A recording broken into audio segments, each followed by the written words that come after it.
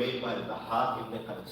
The name Dhahak ibn Qais, who was a companion or commander of Muawiyah's army against the pilgrims following the incident of the arbitration, the Hakamain, when two people went ahead in the aftermath of the battle. One of them representing Imam salam, and the other one, of course, Amr ibn As representing Muawiyah, Abu Musa Ash'ari representing Imam salam. They did the arbitration, which of course Imam did not sanction to begin with, but nonetheless, after that, following that incident, the people were raided, and in that, Imam salam arouses his companions over what had occurred in the outlying regions. So, if you look at this khutbah, which is not a very long khutbah, some believe that this is actually a continuation of khutbah number 27. So it's not a standalone khutbah by itself, rather it was part of khutbah 27. If you remember khutbah 27, Imam scolded the people of Kufa. And then khutbah number 28 that we spoke about last week, it was basically, as I kept on saying, it was, Isal Sawa Majlis, ready-made Isal Sawa Majlis. There was a discussion on the hereafter, Qiyamah, and Maut, and all that stuff. And then you come back to this khutbah where, again, Imam is scolding the people of Kufa. So it seems like this is the continuation of khutbah number 27. But Imam, if we look at it as a khutbah in a glance, we see Imam says the following: men of words, not of deeds. People at that time, and even you find them today as well, and they'll talk a lot, but when it comes to action, there'll be very few. So Imam says, "O people," begins by saying, "O people, ayyuhun nas, al-mushtabi'atu abdanuhum, al-mukhtalifatu aqwa'uhum." O people, your bodies are together, but your desires are divergent. That, as mentioned, these people would claim a lot of things. They would come forward. They would give a lot of, opinions, and they would give a lot of advices. But the moment came for Imam to go ahead and mobilize them, they'll go back to their shop. No, that's okay. That's for someone else. We were just giving you advice. You should do this. You should do that. That enemy is on the borders, is about to attack. You should go after him. Mobilize the army. Do this and that. But when it comes to action, we're talking, Bismillah, and they'll all go back. This is something which, unfortunately, has always been the case from the very beginning. From the time of the Wafat of Rasulullah, you see, there were many people that were still with Imam alayhi salam. Some even came and said, "Why don't you revolt and stand up, rise, and we'll be with you." And then that famous event where Imam said, "Okay, tomorrow all of you come back with your heads shaved." Only 4 people showed up. So Imam said, "This was just a test for you. If you can't give your hair for me, how are you going to give your necks for me?" And it's so difficult for you to give your hair. Hair which will grow back for some of us. But how is it that you're gonna when it comes time to fight in the battlefield in front of the enemy, will you be able to give your necks? You won't, you'll run away. So this is the reality of it. So this seems to be the case that the atmosphere of both sermons 27 and 29 are same, so therefore there's a possibility that they were same. Both reveal how people of Kufa and Iraq were extremely weak and indifferent in the face of harassing raids by Muawiyah and Dhahab in this case. As though they had no idea what was happening around them and what the plunderers of Syria were doing. People of Sham, what they were doing. The Imam, in deep distress, lashes their slumbering minds and lethargic spirits, which had taken a back seat, gone to the back and did not want to stand up at all. Imam uses these fiery whips of his words. That's why it's Kalam Imam. That's why it's at the peak of eloquence. He's striking them again and again in the hope. This is not to humiliate them. Imam's objective over here by such harsh words is not to humiliate them, not to just scold them, but there's a purpose behind it. Why do you scold someone sometimes? Why do you rouse someone sometimes? Why do you use these sort of sharp terms sometimes? Well, maybe when you and I do it, we really need to go ahead and humiliate the individual. Here, Imam, this is not what we mean. Imam is trying to get them ready. Using these words, maybe it is possible that they are in a sweet sleep, that they're in deep sleep, they'll be able to awaken from them. Ibn al-Hadid reports after the affairs of Hakimiyya, Imam al-Islam again prepared for combat with Muawiyah. When this news reached Muawiyah, he has seized with panic. He started panicking, he said what to do. And he summoned his forces to confront Imam al-Islam. That panic increased when the news came to Muawiyah of Ali's departure from Kufa and his passage through Nakhla, the place Nakhla that Imam was arriving at. Muawiyah, to instill terror, called upon Dahab ibn Qais al-Fahri, this individual. And few khutbahs before, there was another individual that we had spoken about who caused fitna and chaos in Yemen. And now you see these characters come about. This person by the name Dahab ordered him to move towards Kufa and attack anyone he found in obedience to Ali, plundering them and taking over their possessions. Indiscriminate. Don't need to ask any questions. If they're followers of Ali, that's all you gotta do. He wants to stop nowhere.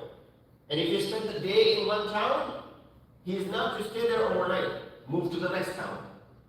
And then I want to get the news that you have already plundered the next town, and then the next town, and then the next town.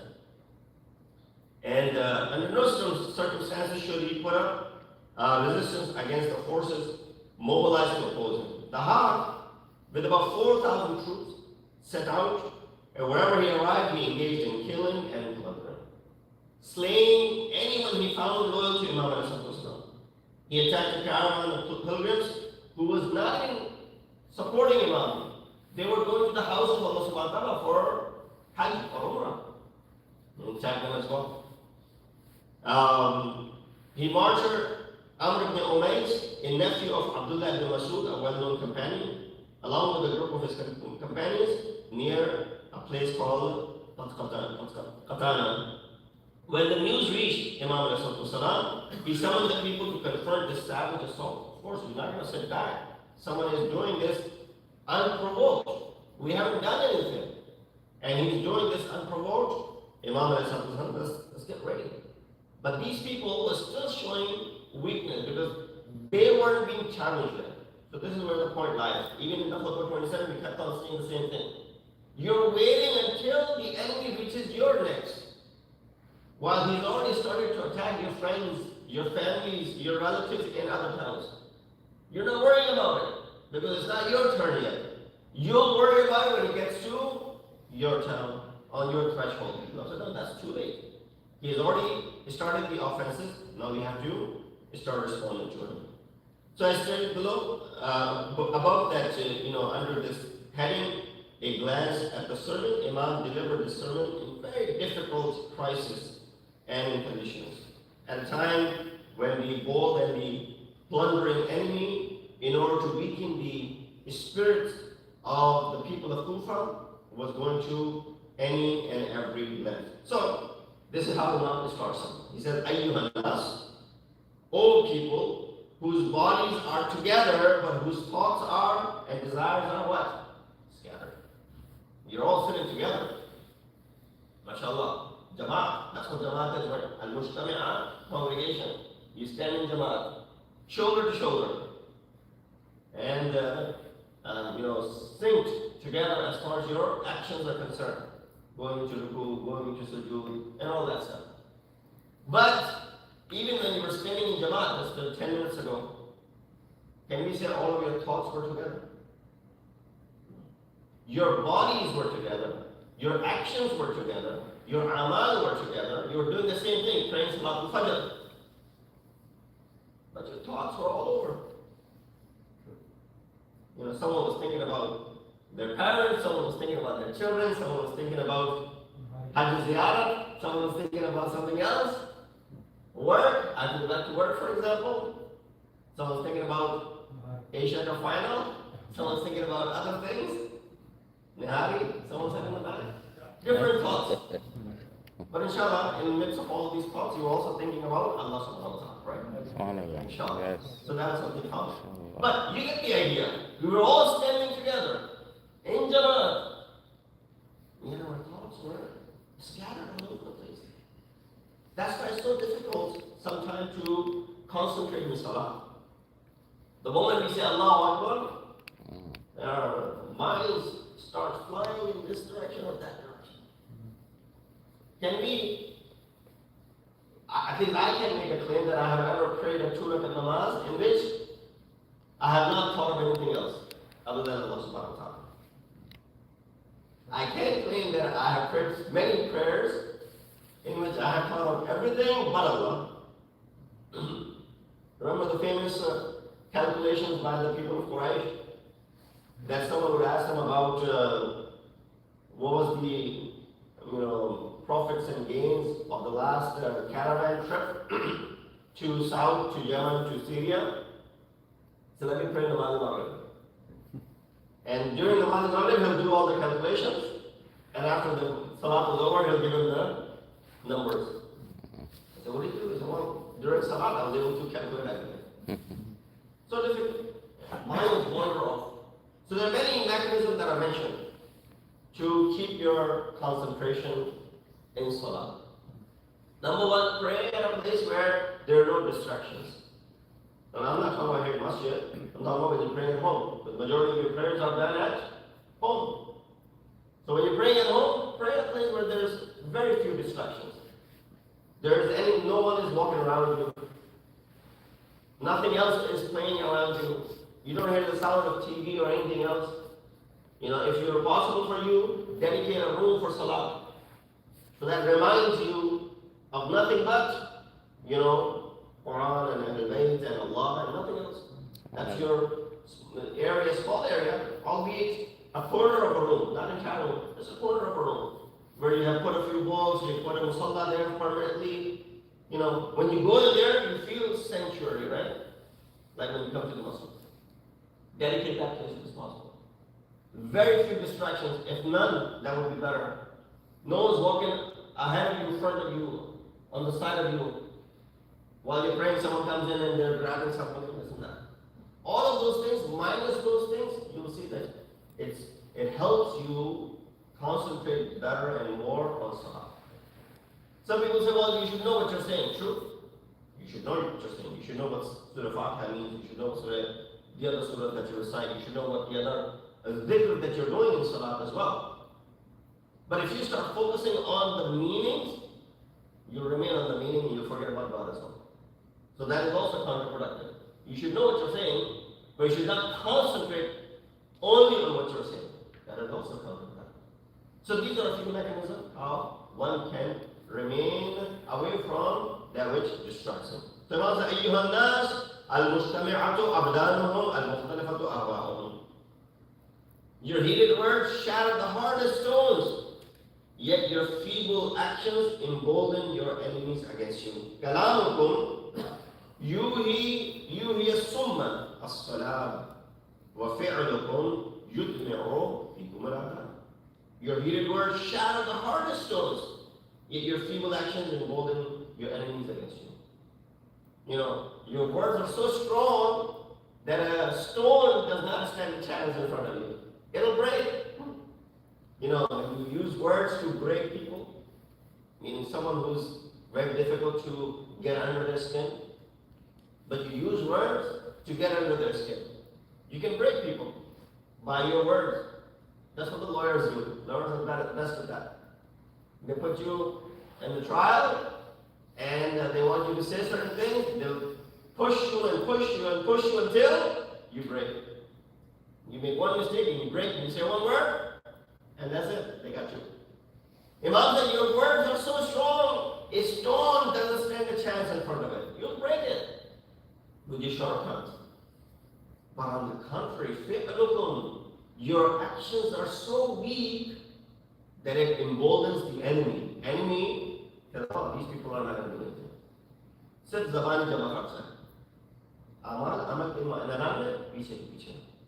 Yes, your misery, weakness, humiliation originate from this. That the spirit of unity has departed from among you.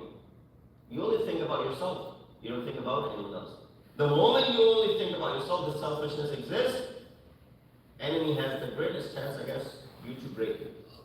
But the moment this unity comes back, you're able to realize that you need to worry about others.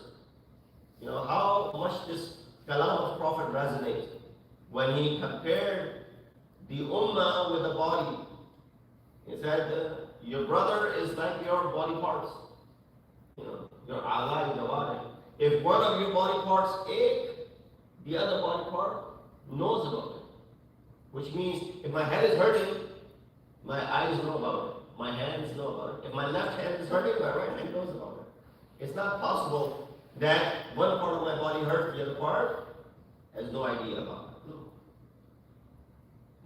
This very matter has caused you to be content with mere rhetoric, boastful claims, and fiery words instead of actions and deeds. Whenever such it collapses them from within and so its essence. In your gatherings, you speak at length and recite boasts, saying, we will do such and such, but when the time of battle comes, when the enemy arrives, you say what?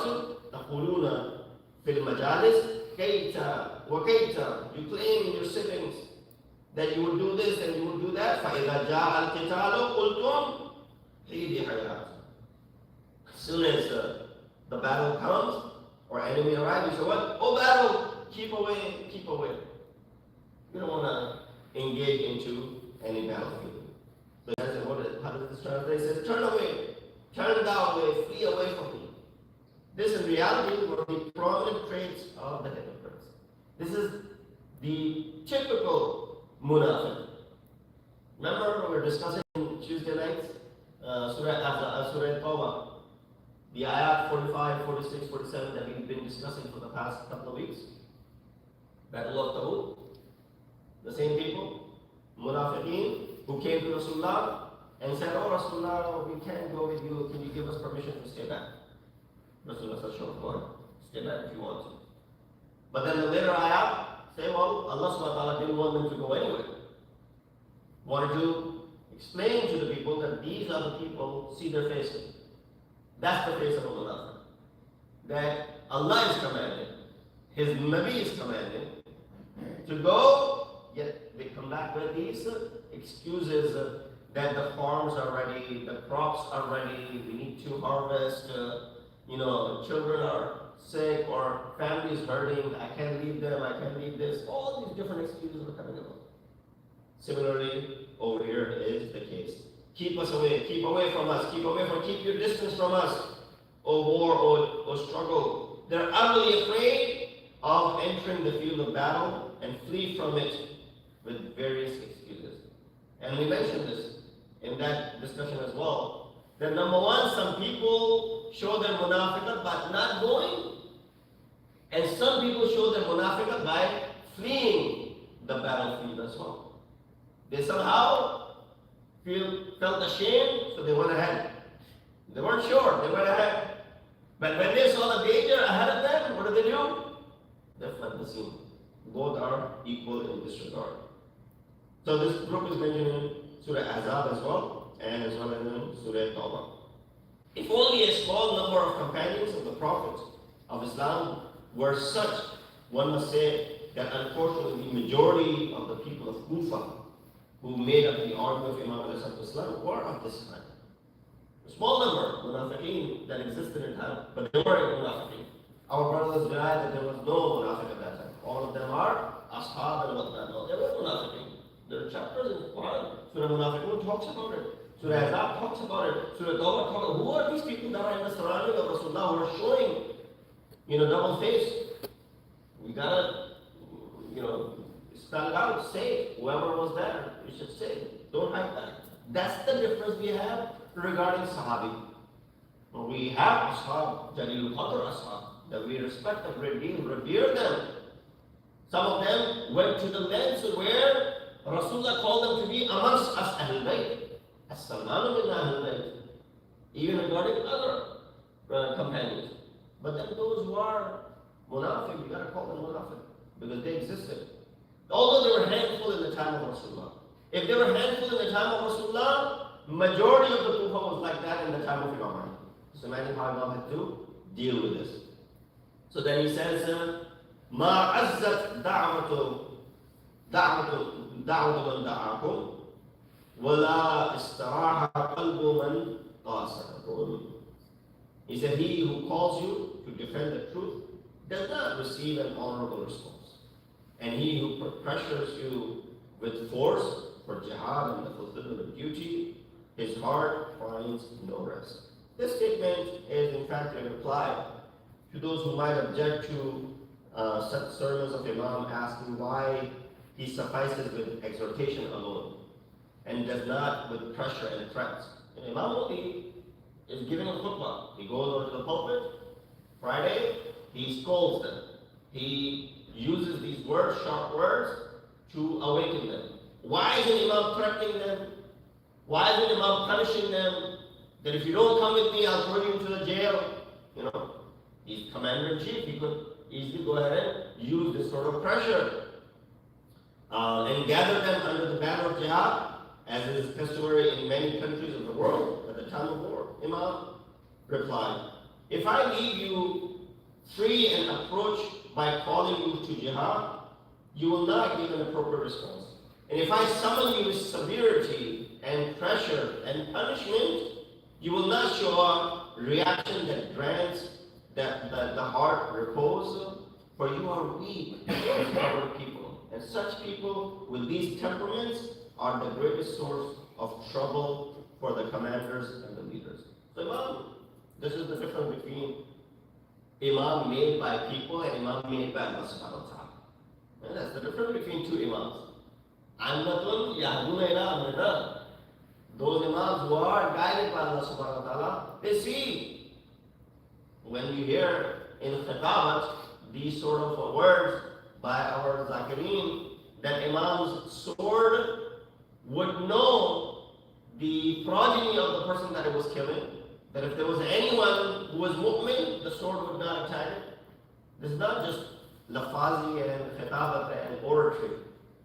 No, this is what Imam is able to see by looking at the face of this individual.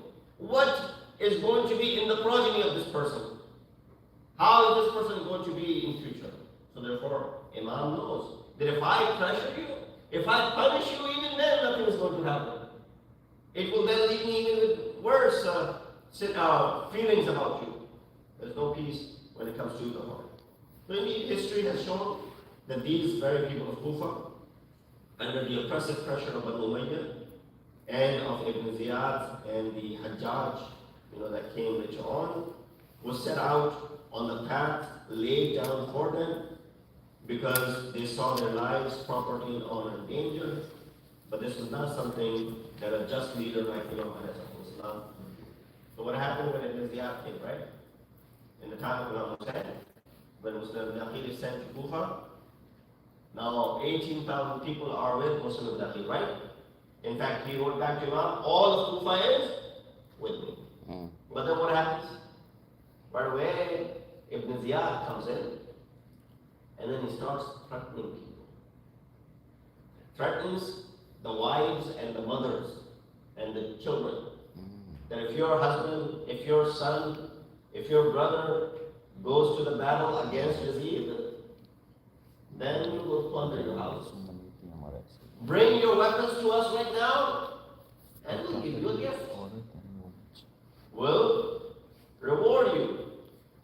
So right away, the mothers and the spouses and the children, they went to their husbands, they went to their kids, and they said, no, you're not going.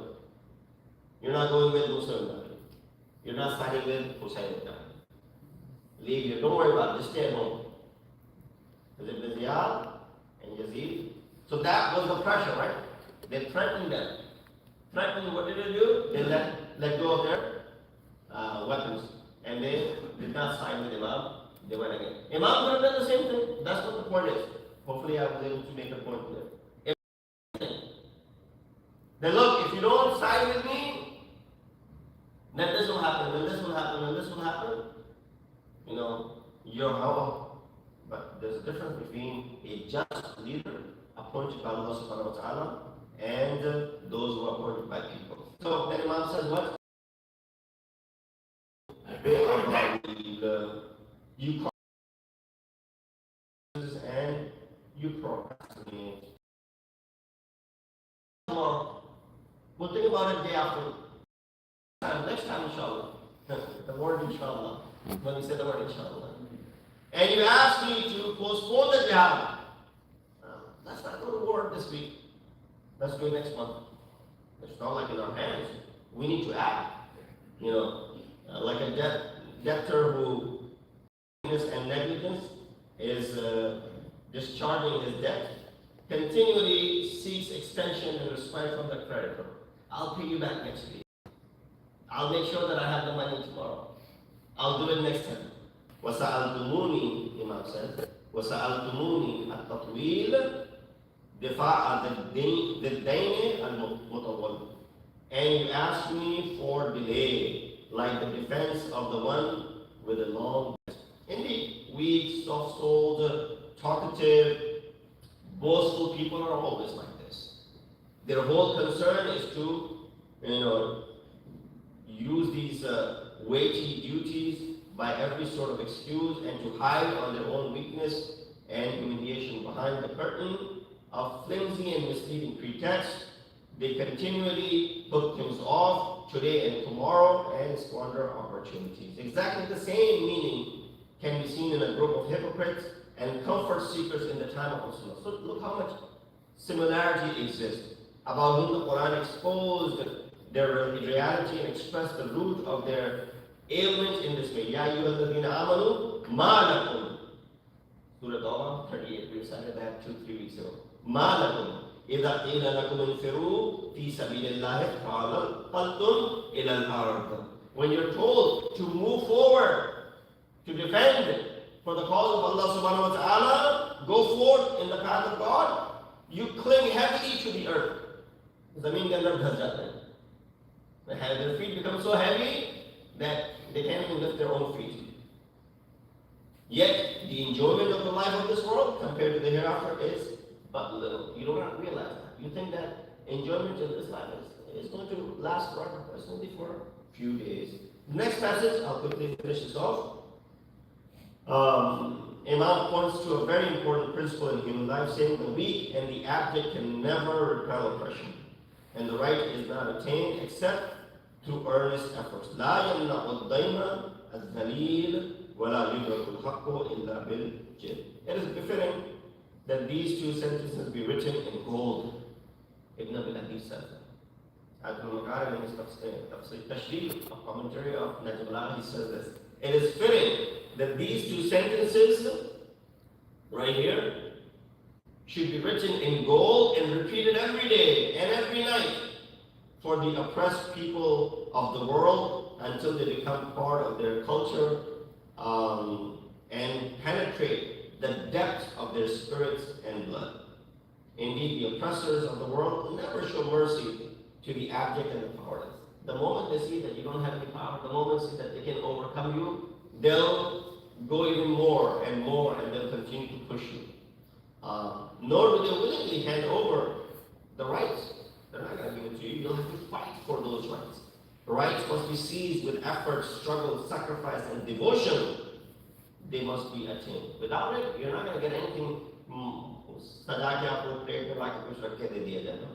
One must not forget that with the powerful and oppressors, there is no language except the language of power. That's what Imam was trying to achieve over here. Essentially, the nature of life in this world is such that in the path of reaching lofty material and spiritual aims, there are many obstacles, and we all know, every single one of us, in our individual capacity, goes through these obstacles. Can you go to work in the morning without going through a few hurdles? Sometimes hurdles are within, caused by yourself. You forgot to put gas in the car, for example. In some, or your case, you forgot to charge your car, for example. And then when you left, there was an accident the road was blocked or the road was closed, for example. That's another obstacle. Or something else happened, you forgot your wallet, for example, you have to come back. All these things. You know, there's so many obstacles. These are small things that happen to us, ordinary people, every single day. But then Imam to cut off their pretext points to their to this question. And this will be the last question that Imam raises here. He says, أَيَّ دَارٍ بَعْدَ دَارِكُمْ تَمْنَعُونَ وَمَا أَيِّ إِمَامٍ بَعْدِي تُقَاتِلُونَ. These two things. أَيَّ دَارٍ بَعْدَ دَارِكُمْ تَمْنَعُونَ, which is the house besides this one to protect. This is your house. Do you have another house somewhere else that you don't know? In the Hamptons. Do you have another house somewhere else that you don't know? This is your house. You call this to be your house. Is there another house that you have for, rainy days? This is, you need to protect this right here. And with which leader, which imam would you go for fighting after me? Indeed, if you do not defend your own house, which is the abode of Islam, Imam is not talking about these four walls. Imam is talking about house as your religion, your deen, your Islam. You will defend nothing. If you don't defend this, you won't defend nothing. And if you do not stand ready to fight the enemy alongside with me, you will not be able to carry out this undertaking with anyone else either. Forget about it. You will not do it with the next, the one who comes after me or the one who comes later on. So right. They did the same thing with Imam Hassan, did the same thing with Imam Hussein. You will always remain humble, powerless, and captive in the jaws of the enemy. And the initiative will be in their hands, and you will be like involuntary slaves in their grip. In fact, Imam seeks to rouse and urge them by whatever, they hold dear. Sometimes they have to be told the truth in this way. If they're lovers of the truth is not seized without effort and struggle. If they're attached to their house, their nest and homeland, those two will not be preserved from the enemy without fighting. And if they are attached to their imam and leader, which imam and leader is better than the one that you have right now? Can you find an imam which is better than me after this? No. The Imam salam then moves forward, inshallah, we'll discuss the remaining part of this khutbah next week with the permission of Allah subhanahu wa ta'ala. Alhamdulillah. Allah.